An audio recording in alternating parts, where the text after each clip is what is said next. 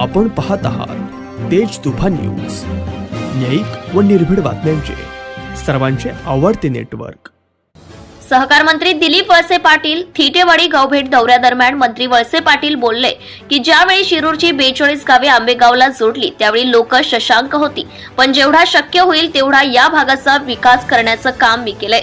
या भागातील जनतेचे सर्व समाजाचे प्रश्न सोडवण्यासाठी मी प्रयत्न केले। आम्ही निवडून जातो ते लोकांचे प्रश्न सोडवण्यासाठी। मी गृहमंत्री असताना महिलांसाठीच्या कायदे कडक केले। या भागाचा पाणी प्रश्न सोडवायचं, या जिरायती भागाला बागायती करायचं आहे असंही साहेब बोलले। आज या ठिकाणी शिरूर आंबेगावचे बाकी विधाते आपल्या सर्वांचे बाकी विधाते आदरणीय नामदार दिलीपरावजी वळसे साहेब या ठिकाणी आपल्या गावामध्ये आलेले आहेत। आपण सर्वांचं व्यासपीठावरील सर्व मान्यवरांचं टाळ्यांच्या गजरात प्रथमतः स्वागत करायचं आहे।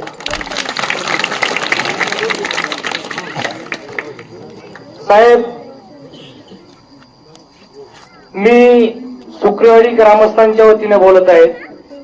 माझ्या वाडीमध्ये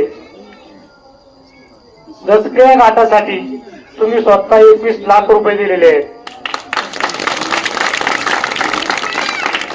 समाज मंदिरासाठी 7.5 लाख रुपये दिलेले आहेत। हनुमान मंदिरासाठी 5.5 लाख रुपये दिलेले आहेत आणि हनुमान मंदिराकडे जायला 10.5 लाखाचा रोड, सिमेंट कॉन्क्रीट रोड दिलेला आहे। साहेब, तुम्ही आहात म्हणून माझ्या वाडीमध्ये एवढी कामं झालेली आहेत। मी माझ्या वाडीच्या वतीने, सुक्रेवाडी ग्रामस्थांच्या वतीने मी तुम्हाला अशी ग्वाही देतो, माझ्या सुक्रेवाडीचं 100% मतदान हे नामदार दिलीपरावजी वळसे पाटील साहेबांनाच होईल एवढी बोलतो आणि या ठिकाणी थांबतो। धन्यवाद। या निवडणुकीतला महायुतीचा उमेदवार म्हणून विनंती करतो की आपण येत्या 20 तारखेला घड्याळाच्या समोरचं चित्र पाहून त्याच्या समोरचं बटन दाबावं आणि पुन्हा एकदा मला विधानसभेमध्ये निवडून जायची संधी द्यावी ही प्रार्थना मी आपल्याला सगळ्यांना करतो। तसं पाहिलं तर ही माझी 8वी निवडणूक आहे। याच्या आधी मला 7 वेळा विधानसभेत निवडून दिलं, 4 वेळा जुन्नर तालुक्यातून, 3 वेळेला शिरूर तालुक्यातून आणि आता ही 4थी वेळ आपल्या या भागामधून मी माझी उमेदवारी घेऊन आपल्याकडे आलेला आहे। शिरूर तालुक्याचा इतिहास बापूसाहेब फेटेंनी या तालुक्यासाठी केलेलं काम, या सगळ्या गोष्टी आपल्याला माहिती आहेत आणि या ठिकाणी सांगितलेल्या आहेत। आणि म्हणून मी या निमित्तानं आपल्याला एवढंच सांगतो की ज्या वेळेला ही शिरूरची 42 गावं आंबेगावला जोडली त्यावेळेला या तालुक्यातल्या लोकांच्या मनामध्ये संशय होता की आता आमच्याकडे लक्ष दिलं जाईल की नाही। परंतु गेले 15 वर्ष या शिरूर भागाचे जे प्रश्न होते ते जेवढे शक्य होते तेवढे प्रश्न सोडवायचा प्रयत्न हा माझ्या बाजूने झालेला आहे, सगळ्या समाजासाठी।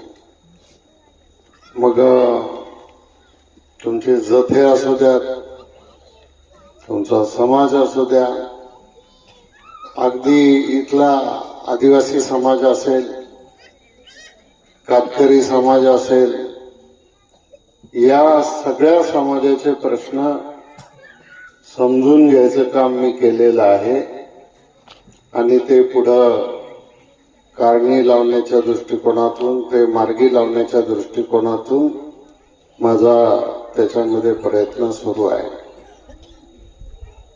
शेवटी आम्ही निवडून जातो म्हणजे प्रश्न सोडवण्यासाठी निवडून जातो.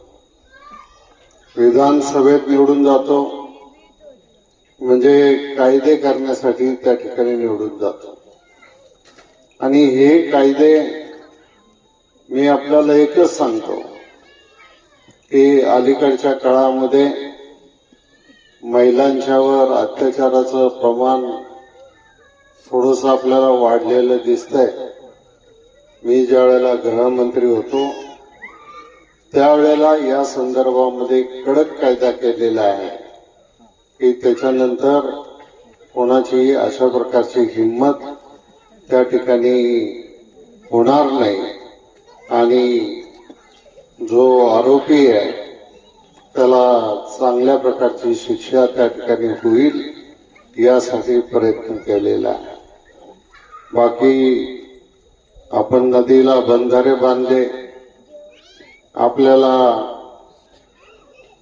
आपलं जे तलाव आहे आपला, त्या तलावामध्ये पाणी आणायचंय. बाकी आपल्या या थेटेवाडीला, केंदूरला आज जो जिरायत भाग आहे या जिरायत भागाला बागायती कसं करता येईल हा प्रयत्न आपल्याला करायचा आहे. आणि त्याच्यासाठी आज आम्ही रात्रंदिवस काम करतो आहोत आणि भविष्य काळामध्ये सुद्धा करत राहणार आहोत. आणि म्हणून मला तुमचा सगळ्यांचा पाठिंबा पाहिजे.